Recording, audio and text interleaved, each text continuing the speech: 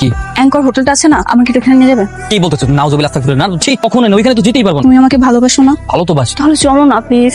আচ্ছা ঠিক আছে, চলো আসো। আচ্ছা, আপনাদের এখানে রুম অ্যাভেলেবেল আছে? জি স্যার আছে। Good good. তিনতলায় কি রুম অ্যাভেলেবেল আছে? জি স্যার। আরে ভাই, আমরা তো এখন আপনাদের রুমগুলোই দেখলাম না। ঠিক আছে স্যার। আমার মেয়ে হয়ে তুই হোটেলে গিয়েছিলি? মানে বাবা, তুমি সব কি বলছো? তুই হোটেলে গিয়েছিলি কিনা? বাবা আমি কিছু বুঝতে পারছি না, তুমি কি বলছো এইসব? আমি হোটেলে কেন যাব? তাহলে কে গিয়েছিল হোটেলে? সালমান ভাই নিয়ে গিয়েছিল, আমি যাইনি। আমাকে নিয়ে গিয়েছিল। সালমান তোকে হোটেলে নিয়ে গিয়েছিল? এই সময় স্যার ফোন দিয়েছে। Hello sir. ওই তুই স্যার আমি তো বাসায়। তুই এক্ষুনি আমার বাসায় আয়। মানে স্যার আমি তো খাচ্ছি স্যার, কিছুক্ষণ পরে আসি। তোকে যেটা বললাম সেটা, এক্ষুনি আমার বাসায় আয়। স্যার জরুরি কিছু নাকি? ঠিক আছে স্যার, আসছি। স্যার কোনো সমস্যা হঠাৎ এভাবে ডাকেন যে? তুই ইলাকে নিয়ে হোটেলে গিয়েছিলি? তোর এত বড় সাহস, তুই আমার মেয়েকে নিয়ে হোটেলে গিয়েছিস? বিশ্বাস করো, আমি না যেতে চাইনি। সালমান ভাই আমাকে হোটেল দেখানোর জন্য নিয়ে গিয়েছিল, আর যখন কিনা বলেছে হোটেলে থাকতে হবে, তখন আমি চলে এসেছি। বিশ্বাস করো বাবা, আমি যেতে চাইনি। তুই আমার সহজ সরল মেয়েটাকে নিয়ে হোটেলে চলে গেলি। আজকে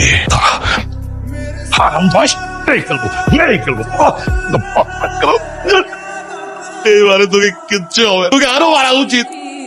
তোকে আসলে জনগণের সামনে মারা উচিত, তাইলেই তোর উচিত শিক্ষা হবে। হ্যাঁ স্যার, সবার সামনে মারলে উচিত শিক্ষা। আপনি চেয়েছিলেন না যাতে আমাকে জনগণ দেখুক? কোনো সমস্যা নেই স্যার, আমি আমার শার্ট প্যান্ট সবকিছু তুলে ফেলেছি যাতে রাস্তার সমস্ত জনগণ দেখুক আমি মার খেয়েছি।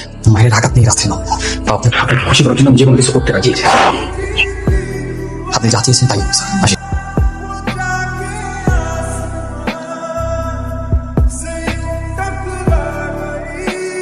আমি লতিফ স্যারের মহিলাকে ভালোবাসতাম এবং আমাকে ভালোবাসে, কিন্তু ইলিয়াসকে আমার সাথে বেইমানি করছে।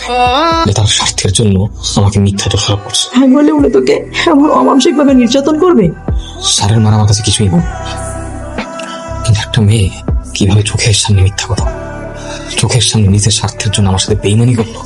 এখনকার মেয়েদের চিনা কি এত সহজ? কেন গিয়েছিল বাবা প্রেম করতে? আমার শিক্ষা হয়ে গেছে মা, আমি আমার জীবনে আমার ইলার নাম মুখে আনবো। মনে থাকবে তো নাকি শরীরে ঘা শুকিয়ে যাওয়ার সঙ্গে সঙ্গে আবার কথা বলা শুরু করে দিবি? শরীরে ঘা হয়তো শুকিয়ে যাবে, কিন্তু মনের যে ঘা, মনের যে ক্ষত তৈরি হয়েছে, এটা কখনো শুকাবে না।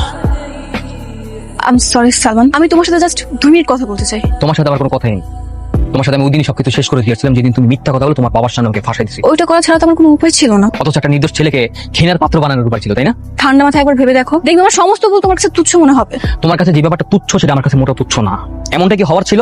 আমি কি সেখানে যেতে চেয়েছিলাম নাকি তুমি আমাকে জোর করেছিলে? তুমি সেখানে আমাকে জোর করে হোটেলে নিয়ে গেছিলে, আর তুমি তোমার বাবার সামনে বলো আমি নাকি তোমাকে ভুলিয়ে ভালিয়ে হোটেলে নিয়ে গেছি। আমি তোমার কাছে সরিও বলেছি, তাই না? এসব কিছু ভুলে যে যখন আমরা আবার এক হয়ে যাই। বারবার ভুল করলেও ক্ষমা করা যায়, কিন্তু বিশ্বাস এমন একটা জিনিস যেটা ভাঙলে কখনো জোড়া লাগে না সহজে। তুমি যা বলবে আমি সব শুনবো। আমি এখন শুধু এতটুকু যে তুমি আমার পথ থেকে সরে দাঁড়াও।